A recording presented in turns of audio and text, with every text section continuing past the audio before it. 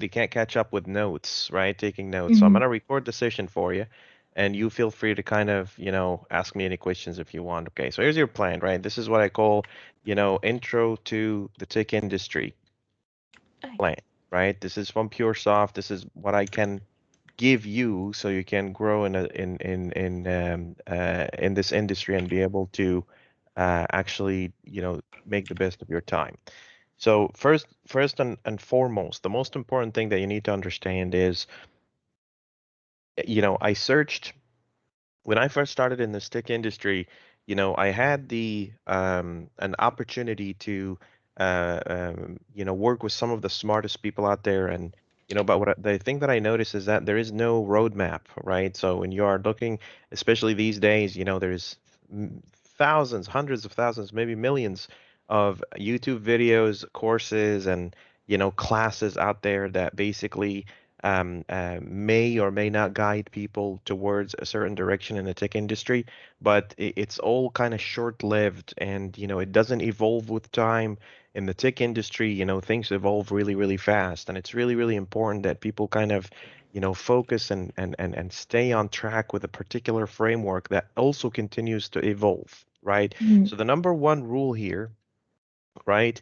Nothing stays the same. Nothing stays the same. What does that mean? Whatever you're being taught today and whatever you're reading today, probably in 5 years, it's going to completely change, right? So that means you need to be always on a state of continuous evolution. You're always evolving, you're always learning new things. The next question that you would ask me would be like from where? How do I evolve? How do I, continue in a certain direction or another? Well, first of all, in order for you to, to kind of tackle the tech industry and understand how to grow in this tech industry, the most important aspect of this is to find your own purpose and passion. What you're really trying to accomplish, right? Like I said to you yesterday, some people have a passion for security, right? So in Mm-hmm. here, find your passion, in tech. So tech industry today is really large. Like you can find, people that are interested in security. There you'll find some people that are interested in design. They like to design websites and mobile apps. You'll find some people that like to design back-end, embedded systems, people who like to design enterprise large systems, people who like to design games and all that kind of stuff. So you need to kind of find your passion. Where is your passion? Mm-hmm. What do you really want to invest your time and effort in? Okay, so that's Mm-hmm. number one. And once you find your passion, you need to follow something called the standard. And the standard is basically, I sent you a link yesterday. It's basically a Mm-hmm. set of rules that basically helps engineers, be able to chase their passion, whatever that passion is, in a more systematic way, right? So it's more organized, it's more focused, it's more involved. It helps you know where to start and what to do next and all that kind of stuff. This is what the standard is. And just to simplify things for you, the engineering standard that I put together is mainly focusing on removing the ambiguity in the tech industry, right? A lot of people go and Mm-hmm. say, okay, there's all of these programming languages, there's all of these patterns and frameworks. Where do I start? And what am I writing code for, right? A lot of people lose their passion so fast because there is no direction. It's like a car, a really fancy car with a lot of oil, really, a lot of oil in it and so much power, but there is no direction. So the car keeps spinning in circles and circles and circles until it runs out of gas, and then it's unable to move in any direction, Mm-hmm. right? So the standard the standard is mainly based on something called the tri-nature theory, the tri-nature of everything, right? So there's this Mm-hmm. theory that I came up with that a lot of things out in our universe is based on tri-nature. You'll see things in our world today are always either, you as a human person, you have people that depend on you and you do your own thing, and there are people that you depend on, right? Okay. It doesn't matter where you are in this world, even if you were born yesterday, you are an emotional dependency for someone. So there are people that you depend on, right? Depend on, and then there is the function, your own purpose, and then there are, people that depend on you, right? This is the world today. And based on this theory, the tri-nature theory, I went out there and I created the engineering standard. And this engineering standard basically breaks everything in our world today into threes and threes and threes, right? For instance, if you are building a very simple mobile application, your mobile application either has a dependency where it calls backend services so I can get data, and Mm, then the mobile application itself does some function of some kind, and then also the mobile application has an interface where people can use the interface, so they can use your mobile application.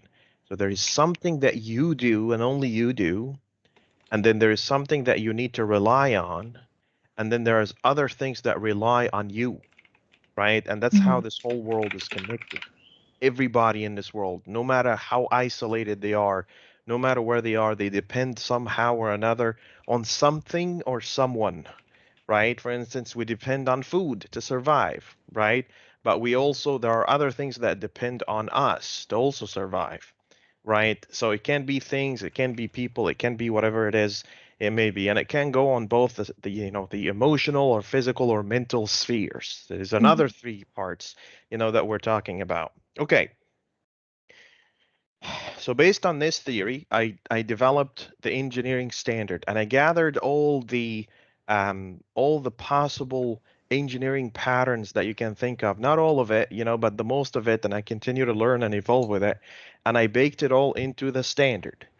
And I went and said, let me go and see how effective this standard is. So I worked with literally hundreds of engineers from everywhere around the world just to see how helpful the standard can be to these engineers. Okay. And what I realized is that, wherever I went, whatever team I worked with, whatever group of engineers I worked with, their careers and their mindset and their efforts started to come really into focus when they started learning about the engineering standard and starting understanding, where their efforts are supposed to go. There's no ambiguity anymore. There's no uncertainty anymore. It's all very straightforward and it's all very, expected. mhm, Okay, which is one of the biggest issue in the industry, is that people don't know what the next step is. Okay. Okay, so there's that part, and then from that, everything just started to branch out, right? If you look at any software system that you might imagine in the world, that software system is either a system that has something that we call brokers, and these brokers is where you get the data, do the authentication and all that, and then you have services like this, and we have something called exposers. And these exposers can be UI, they can be controllers, they can be anything out there.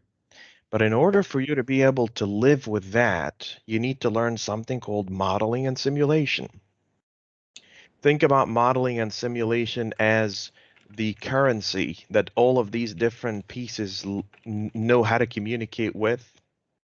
Modeling and simulation is about being able to extract, particular entities in the universe around us and be able to simulate its interactions with other entities. For instance, let's say that you are going out there and saying, I want to build a schooling system, right? mhm, And one of the problems that your schooling system is trying to address is to make sure that it keeps track of attendance in particular classes. You want to make sure that people who attended are being accounted for and people who didn't attend are known that they didn't attend for. So just by making this very statement, you just by saying that, let's write that statement in and let me show you how crazy things can be, how simple things can be really. So here's a statement in here. I'm going to put that statement in here and say, something like this. Build schooling attendance system to keep track of attendees in classrooms. So far, so good, right? If you mhm, look at this problem statement, this is what we call a problem statement. You can extract out of that bunch of entities. Okay, so I want to do attendance. So here's if you just if you just focus on the nouns, if you focus on the nouns, I'm gonna, kind of make the nouns in a different color here. So here is let's see, where are the colors? There it is, font color. I make it like this. Would it work? Yeah, perfect. So there's this guy, and then there's system, okay? Mhm. To keep track of attendees, here's this guy, and then classrooms. Oh, there it is. Okay, so I want a schooling system, attendance, that keeps tracks of attendees and classrooms. Do you see these words that are, in red? These are what we call your models, your entities in that system, right? And then Mhm. we need to filter these entities into the ones that we really care about. So if there's attendance, there's attendees, there's classroom, right? So I can go here and say, okay, so I have an entity here called attendee, right? And there's another entity here called classroom, Mhm. classroom, right? And there's the attendance, the act of attendance, the simulation that happens between an attendee and a classroom. So attendance. So this guy does an attendance to a classroom. Mhm. And now out of this, you can now build a system that keeps track of all of this, right? So you can go and say, I want to keep records of this, the records when the attendance happened and to which class, right? This part here, this pieces that I'm telling you here is the core part of any system. If you can't create a model in any system, you won't be able to create the system. The modeling and simulation is the most important part of every system. So Mhm. just as simple as that, you and I just thought about an idea of building an attendance system in a particular school, right? And then the system gets a little bit more complicated. Things like why this attendee couldn't attend the class. Well, this one was sick. This one didn't have an excuse. This one was, expelled, whatever the cases may be, whatever the excuses may be. Mhm. Okay. So, um,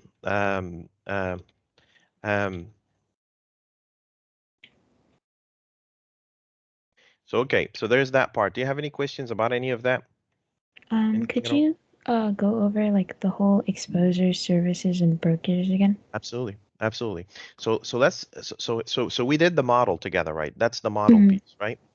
So let's go and take a look and see, how we're gonna design this. In order for you to know the attendees and the attendance in the classroom, you need some sort of a database, or Mhm. somewhere where you can keep the data, right?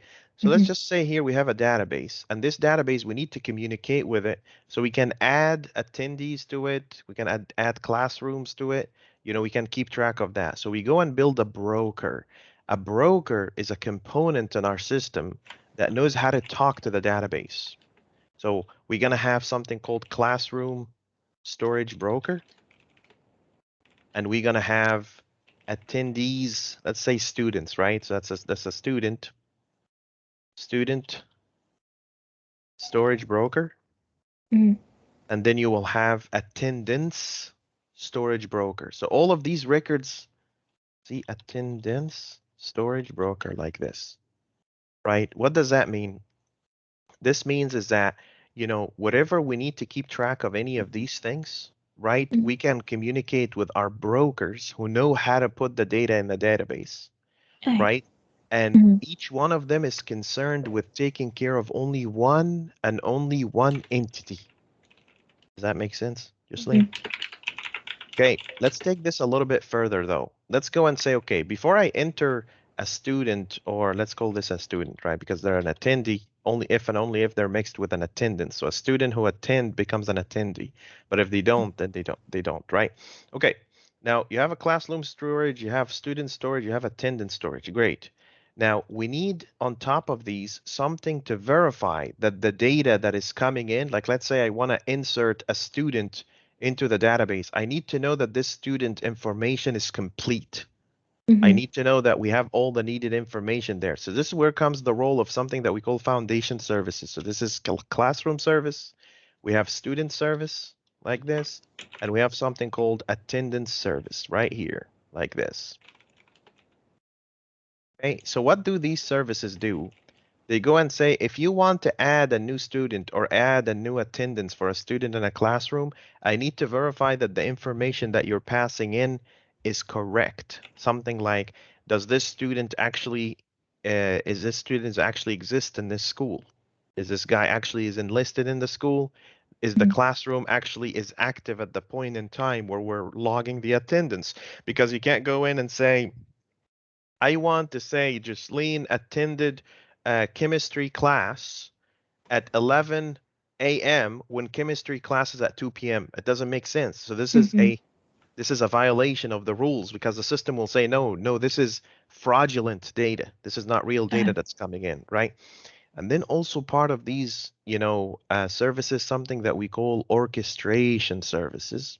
And these orchestration services are the ones that, these are also services, they're just a different type, but these are the ones that we can go here and say attendance orchestration service. And this attendance orchestration service is the one that connects all of these. So when someone goes and says, count Jocelyn that she, attended history class or Spanish class, it Mm-hmm. goes and says, is the class currently active? Is this student still enlisted in school? And if so, go ahead and log the attendance. Oh. Okay, so this guy here covers up the piece about services, and services grow. There are all kinds of different services. Some of them are processing, some of them are orchestration, whatever the case may be. Okay, Mm-hmm. now we built this. Now we can go here and build an exposure or exposure component. This exposure component can be just a simple UI. It can be a web page like this, and this web page talks to the attendance orchestration service, right? So in the web page, basically you have a button in here, and this button says find student by ID, and then click a button here, say that student attended, or log attendance, like this. And as soon as, the teacher clicks the button, let's say it's looking for Jocelyn like this, and then they click log attendance, and it sends the data, and the system goes and tries to persist all of this. Oh. See what I'm saying? Mm. Sometimes, sometimes these exposers are not UI. Sometimes they're APIs. They're like raw services that allows you to integrate with, mobile applications and web applications and desktop application. So instead of a UI, we put something here called attendances controller. And this attendances controller can be called, it's now an open service that anything can integrate with. It could be a mobile app, it could be a desktop app, it could be a web app, it could be Mm. whatever the case may be. So this is here what we call an exposure component. And these exposure or exposure components can be, UI components, they can be API components, they can be anything you can imagine out there that allows, it can be WCF, GPRC, so many different ways and protocols out there in the world that allows something to communicate with something else. So, Mm. so as you can see here, I'm basically kind of, putting regions on the pieces of information that I described here. So you and I just right now, just at this very moment, we just designed a system to take care of attendance in a particular class. Okay, so here Mm. is these are your brokers. If I go back here, let's move this guy up a little bit. This is the modeling piece. We're going to put the modeling piece a little bit up here because that's the modeling piece. But if I go down here and I pull this guy down like this, you'll see this exact order. So I went and said, here's my brokers, here's my services, and here's my exposers, Mm. like this. Look, here's this guy. Let's just centralize. This is just my OCD kicking in. Okay, there you go. All right, there you go. See how we designed the system together? Just as Yeah. simple as that. Okay. What made this system so easy to design? It's not just the information that we learned about the system, but because we have an engineering standard that helps us go and know how to break down problems like these into smaller components. We know how to separate the responsibilities between these components. We figured out how to break down classes and simulations based on the problem statement. Anybody that would come in and say, hey, can you build me a schooling system that tracks attendance in classrooms? Oh, thank you so much. Now I know exactly what I need to work on because you just gave me all the information that I need to be able to build that system that you're talking about. And Mm. remember, in the tech industry, don't assume anything. If it's said, it's supposed to be done. If it's not said, then people need to know what they need. Sometimes your customer, if you're building a system for a customer, they don't know what they want. So you're gonna need to get them to know what they want. You turn into a little bit of a, a psychiatrist, right? And help them kind of find their purpose in life in the Okay. process while you're just building them a simple software. Okay, I threw a lot of stuff at you. Any questions here so far? No. Okay, so this is basically the essence of this. And in order for you to kind of grow in this industry, you know, there are two things here. We basically combine the theory with the practice, right? Most of Mm-hmm. the people that you'll see working with me are people that started without much knowledge. Actually, all the people that you'll see working with me, they had no background in terms of the engineering standard, and then they started learning about the engineering standard, and then all of a sudden, before you know it, they're building some of the most complex systems out there in the world, right? So Mm-hmm. what is the combination between theory and practice? First of all, let's go back to the document. So find your passion and tick, and then use the standard to fulfill that passion. Okay, to fulfill your passion and tick. Okay, so there's that guy. How do we do that? How? Right? Number one, study and code every day. Why study and code? Why not just code every day? You hear a lot of people say just code every day. If you just code every day, you're not learning anything. You're just building using what you already know, right? But if you Mm-hmm. study and code, that's a different equation. Because when you study, you're learning about the new things that are happening in our world, and while you're doing it, you're also continuing to build that muscle, of being able to develop systems. You know, software, just like anything else in the world, it's like showers. You need it every day. It's Mm-hmm. like going to the gym and practicing every day. Software is just like that. Just like any other habit in the world, you need to aggressively treat it as a basic need, like eating and sleeping and drinking water and eating food and all that. This is what software is. Study and code every day, every single day, right? You Mm-hmm. cannot wake up one day and say, "Well, I don't feel like writing code today." That means you're taking a step backwards from your growth, right? Mm-hmm. So that part is super important. Study and grow every day. And then the other thing here, so this is study and code. Actually, no, it's actually study, code, and collaborate every day. Why collaborate? There is this thing in the software industry called pair programming. What you Mm-hmm. saw yesterday, me just hanging out with a bunch of people and writing code together, right? Mm-hmm. Why is that important? When you collaborate with people, they keep your passion up. They keep you, kind of tied up to a particular schedule, so you don't, kind of feel lazy and be like, I don't want to, I don't feel like doing it today, and nobody's waiting on me, so let's not do it at all. So that's one problem that people do. And then the other problem that I see a lot of people doing is that, they don't share their knowledge. And when you don't share your knowledge, you don't examine your knowledge against other people's ideas, you might be going on the wrong path and doing things the wrong way for a very, very long time before someone stops you and say, "Hold on a second, you're not supposed to be doing it this way." Okay? Study, code, and collaborate. Study, code, and collaborate. You always have to, find a public forum or a public platform where you collaborate with people and work with them in order for you to get the best out of the world in terms of knowledge and collaboration. Where are Mm-hmm. we supposed to collaborate then? How do we find people to work with? How do we find people to collaborate with? There's so many websites out there in the world, something like GitHub. GitHub is basically a place where people can go and share their code in an open source platform. Like I think almost a year ago now, I went out there and said, "Hey, everybody, I'm going to build a schooling system," right? 45 people showed up to help me. Mm-hmm. 45 people. And these people are from all over the world. See, I started the idea, but some of them have contributed even more than I have. Like I have 256 commits. Look at Varal, 1,386. Look at this Mm-hmm. guy, 958. So when you collaborate with people, people will examine their ideas against yours, right? And they will learn from you, but you will also learn from them. Okay, so that's that part. Collaboration, openness, building in the open source community, it helps people learn tremendously.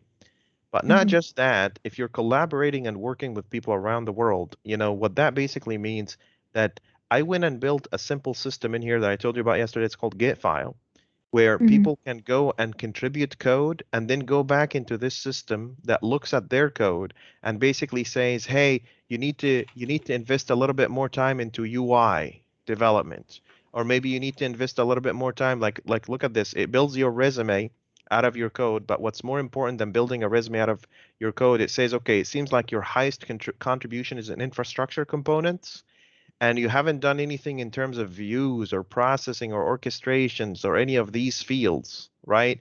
So this here Mhm. is basically saying, hey, here's your highest contributions, here's your lowest contributions, and here's things that you haven't touched before. This is my gift to the world to go and say, okay, you're an engineer, you're starting this path, what can we do? Let's say, for instance, I don't have any minor fixes. Do you see that little available link in here? This Mhm. link here basically goes and says, hey, here's an open opportunity for you to be able to go and fulfill that missing piece in your curriculum or in your profile so you can Mhm. grow as an engineer. But not just that, I started going and saying, okay, I'm going to give people even something more interesting than that. I'm going to tell them their score, their global rank is like gamification, how many days they have contributed. And this grade here tells you if you're in the A grade, that means you haven't missed a day, right?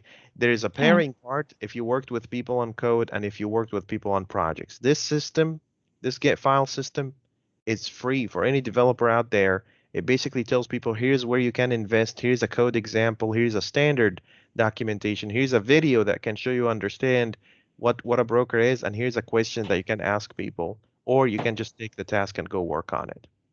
Does that make sense? Mhm. Okay. So open source, collaborate, code, collaborate, study, code, collaborate, repeat every single day. Joseline, every single day, study, code, collaborate, study, code, collaborate. If you do that every day, for at least 2 or 3 days, 2 or 3 years straight, you'll be an unstoppable force in our tech industry. And our tech industry needs smart people like yourself to go out there and actually make change our industry and continue to push innovation into our industry because technology, one way or another, it's now the language of our modern world. Everything is running through technology. And the core Mhm. of technology is software engineering.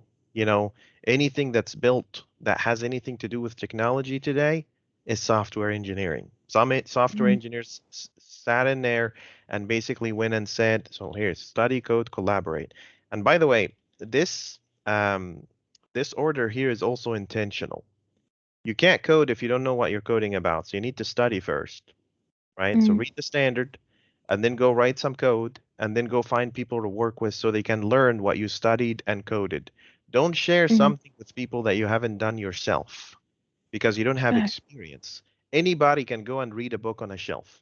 Anybody in the world can go there and read a book on a shelf, right? But unless you take what you read and applied it in the real world, in the real life, then you don't have any experience yet. Does that make Mhm. sense? So in here, this is taking theory into practice, right? And then in here, sharing experience like this. So you're sharing experience with people like this. And then out of sharing that experience, what happens? Reflecting on learnings from collaborating with people. Because when you collaborate with people, they might have studied something different than what you studied. So you Mhm. get to share what you know with what they know, and guess what? You both of you grow together. Both of you start growing in the right experience. So you share a learning. Now you studied new thing, shared, put that into practice, pair with people, and so on and so forth. I don't know of any successful software engineer, someone who have worth their weight of salt anywhere around the world that didn't do quite a bit of these three things. Software engineers that choose not to collaborate and not to share their information, they wither away just like a bad seed in the wind. They don't impact anybody. You know, Mhm. they may build a great system that does great things, and then as soon as this system becomes a legacy, the system goes away, and so goes the legacy of the person that built it. But if that Mhm. person shared their learning and their information with the world, what happens? Their legacy continues. They continue to make an impact in our world today. Okay. Does that make sense? So at the Mhm. center of all of this is a little something here that we call, at the center of all of this, a little something here that we call impact, right? Making a difference, making a change. You know, this is what actually changes our world today. Any software that you want to build out there, any software that you use today on daily basis, let it be, I don't know, what do people use these days? TikTok, Snapchat, Twitter. Um. You know, some people sat behind that system and they said, we want to study what the market needs. We want to build what we studied and we want to collaborate with other people so we continue to make our product better and better. Have you ever noticed that the app that you use today, whatever that app is significantly different today than it was a year ago? It has more Mhm. features, has more capabilities. Why is that? Because this cycle is going. People continue to get feedback, reflect on their learnings, study more, reflect that into coding, and then try again and again and again. Does that make sense? Mhm. Okay, any questions about any of that? No. Okay, where do we go from here, right? What's the first step? Study, right?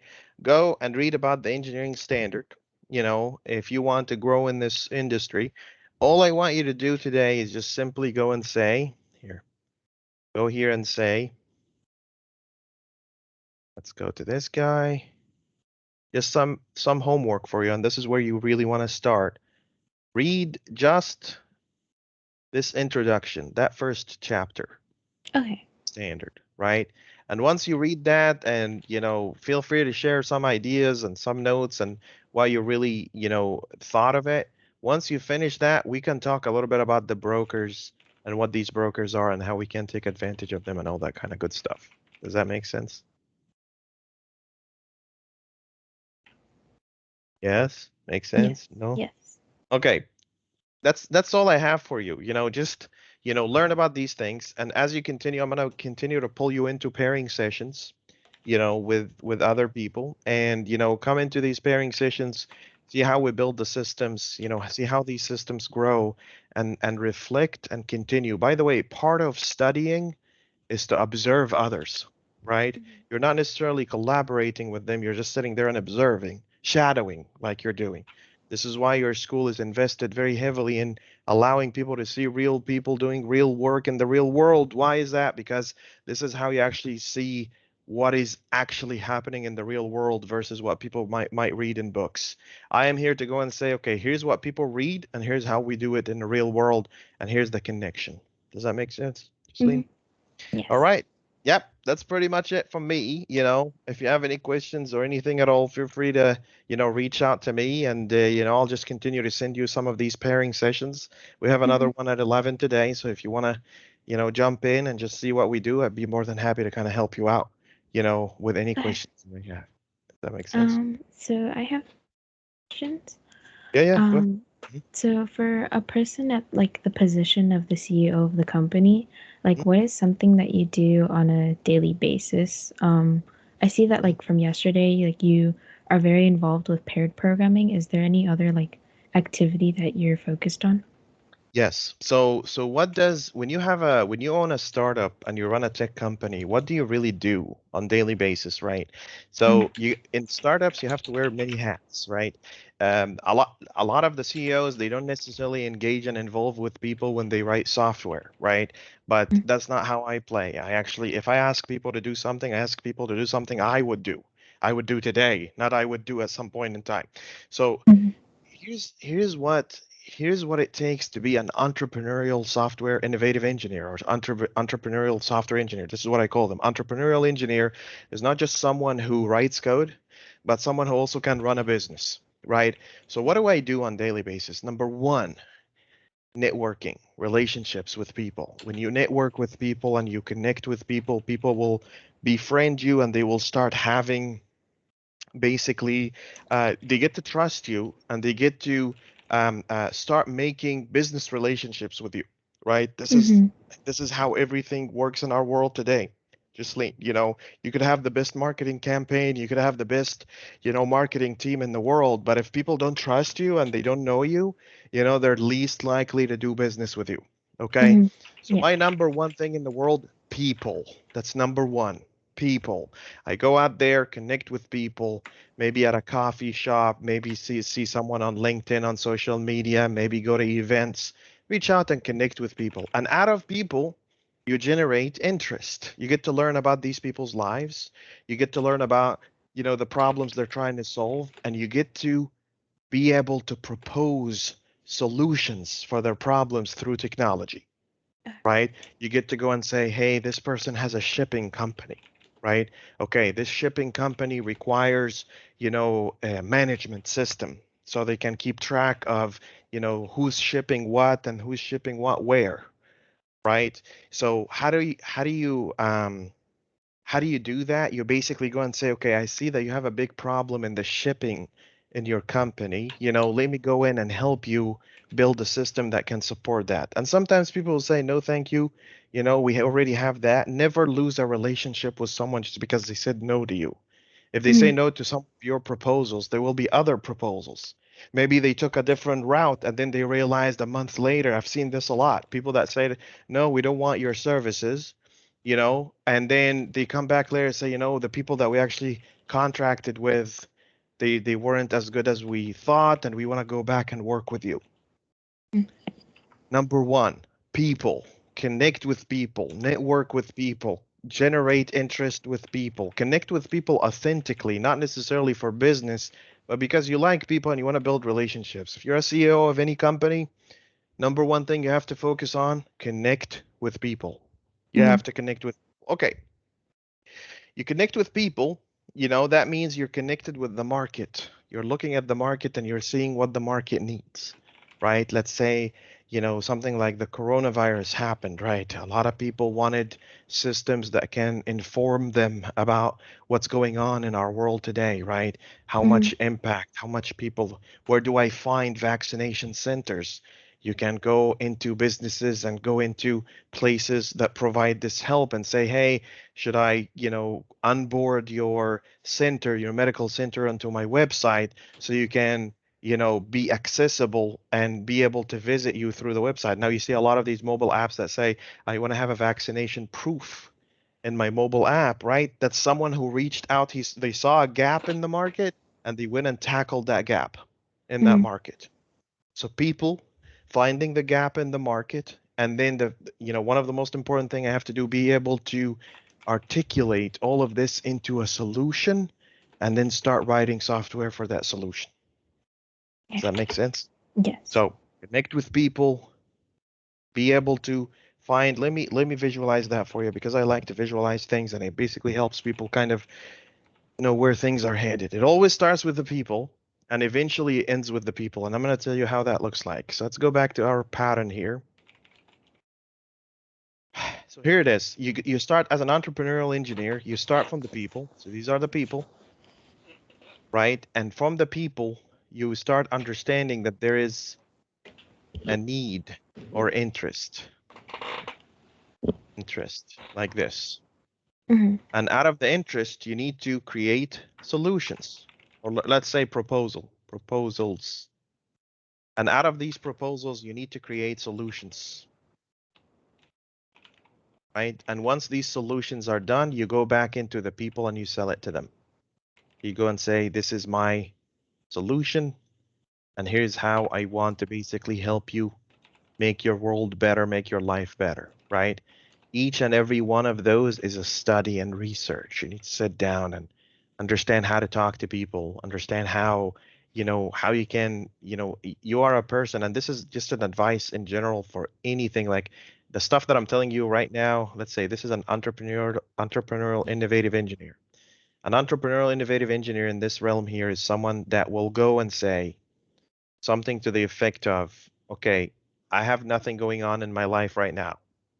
How do I start? Well, let me go meet some people, right? And after you meet the people, you're going to learn about these people. You're going to learn about their interest, right? Of Mhm. course, remember, You as a person, you have this other circle going on for you. You're building your skill set as an engineer. You can't Mm, go approach people and propose solutions for them if you don't know how to build software. mm. And in order for you to be able to build software, you need to know an engineering standard. So assume that this is in place. This is already running, Alright. right? This person here is approaching people, say, "Hey guys, I'm a software engineer. I build systems, I build software. How are you doing? What are you up to today?" And all that kind of good stuff. Okay. And then, people, you will learn about people interest, you'll understand the market, and then you got to make proposals. And if these people like your proposal, then you start creating solutions and sell it to people. What happens when you sell solutions to people? You go into this aspect in here, which is called profit. Start making money. Mm. What does profit means? It means that you get to go into that realm that's called expansion. Hire more people, reach out to more businesses, train more people. Now you have money coming in and you want to expand in that market. You want to be able to go and say, as an entrepreneur, I want to have leads on my team in my company, people that can go and expand my business and do exactly this exact same cycle with people without me having to be involved. But they are all part of your company. Alright. Does that make sense? Okay, so Yes. profit expansion mean you reach out to more people, you gain more interest, you make more proposals, and the circle goes back like this, back and forth like this. Make profits, expand, reach out to people, gain interest, make proposals, solutions, make more money, and so on and so forth. Just Mm. a big cycle like this. Does that make sense? Yes. Okay. Let me make it this way because that actually makes it look better. Let's go back here. You made the solution. Let's get you paid. And then out of getting paid, let's do an expansion and repeat. There you go. So this guy goes here, and then the expansion just goes right back to people like this. Again, sorry, my OCD. I have to make things perfect. So let's go down here. Let's go into this guy like this. Like this. Let's give it funny colors so people look at it and be like, "Oh, what is going on here? Colors, pretty, pretty things. Let's do things." There's this guy, and then maybe this guy will be like this. People, interest, proposals, solutions, profit, expansion. Again, go and go. Now, you have to understand something. Sometimes some of your solution will cut short. Not everything that you make should make money. Sometimes you want to just give back to the community. Right? Mhm. So sometimes you're gonna go build open source solutions that are not necessarily targeting profits, but rather helping more people, generating more interest and expanding, and learning about more people. The more people know you, the more you know that you're not really just always after their money, the more they will trust you to do work with you. Does that Mm. make sense? Yes. Okay. Any questions for? Does that answer your question? So I basically do a lot of these things, a lot, and every day on daily basis. Go ahead. Go ahead. Alright. So then my next question would be, what education or experience did you have to like obtain your position? So here's the thing. You don't really need a degree to start your own business. You Okay. don't need any degrees to start your own business. But I have master's degree in computer science and information technology, and I'm finishing on my doctorate degree. I'm doing my thesis. Oh, But that's wow. just yeah, but that's just out of like loving what I do. It's not a requirement, okay? A lot of the people that I have seen, people like Bill Gates and people like I think Jeff Bezos. I'm not sure. Bill Gates. I know for sure that he dropped off. Out of college. He didn't really have a degree for a long time. Steve Jobs. People use iPhones and they study the theory of Steve Jobs marketing. He just went to college and he learned what he really needed from there, and then he Mm. just dropped off. He said, "I got better things to do with my time." Okay, Mm.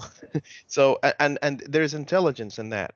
What I basically tell people is that it doesn't really, it doesn't really, you don't really need a degree to be able to start a business, but what you need an idea and you need zeal, you need passion. Okay. Because when you own your own business, you're gonna work a lot of hours, right? You're gonna Mm. talk to a lot of people, you're gonna make a lot of mistakes. you gotta make a lot of connections, and you gotta make a lot of mistakes. And when you make mistakes, that's the real school. That's how you get to learn about things. I've learned. Let me tell you a story. When I was 16, 17 years old, I started selling software to people.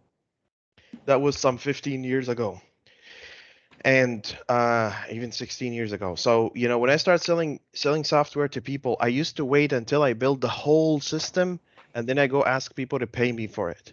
And then I realized people come back to me and they say, no, we're not interested in this software anymore. After I spent like a year and a half building software, and they keep telling me, oh, it's great, it's doing great, it's doing great. And then I realized there's no payment. They said, we're not going to pay you because we're not interested in the software anymore. So I changed my strategy. I started telling people you pay for what's being delivered. What does that mean? Every week, I develop one feature, and then I ask people to pay for it. And if they don't pay for it, then I've only lost a week. And if they pay for it, then we continue into the next feature and the next feature and the next feature. I found that to be as a solution, the best solution that I could think of, because a lot of people, regardless whether they're a big company or a small company, a lot of people sometimes they don't necessarily have the funds they need to be able to continue their idea or the business that they want, and they don't want to be locked in a contract. People don't like commitments, right? Mm-hmm. So this is me going and saying, hey, let me meet with you every week and let me show you what our progress is. If you like it, let's continue. If you don't, no harm, no foul. You already paid for what I have charged you, no problem there. That was one of the biggest lessons that I learned earlier in my career. And this is how I always get to the point that it saved me a lot of issues with a lot of people, because sometimes this gets ugly when people don't pay their dues. It gets really ugly. People go and say, you know, I don't want to work with this business anymore, or Mm-hmm. you lose your reputation. Your reputation is really important in the market. All of these things are really, really important. So that's one of the lessons that I learned. The other thing that I learned is that don't try to compete with anyone. Just offer your services to people and let people decide. Don't force yourself. Don't force your product on anyone. Because Mm-hmm. if you do that, you're going to have to explain yourself later when people find a better product. But if you let people make that decision on their own instead of forcing them into it, like a lot of people like to do aggressive market expansion, and they have to shove their product down people's throats and say, no, we really have to do it this way. Don't do that. Mm-hmm. Just sit out there, tell people, here's my product, here's my market. Are you interested? Yes, great. Let me show you a demo. No, then no. Don't take money from people unless you have delivered something to them. And Mm-hmm. deliver something to them on weekly basis, so you don't have to wait for a long time. Okay. Okay. I think that was all of my questions. Thank you. Awesome. Okay. Well, yep. So I'll forward some more pairing sessions to you. If you have any further questions, welcome to the company. I'm really glad, people are coming in and interested in the tech industry. Just like I said, share your knowledge with people, study, read the standard, learn how to write code, and let me know if you have any questions. Sounds good? Okay. Yep. Thank you, Joseline. You have a good day. Thank Take care. you. You too.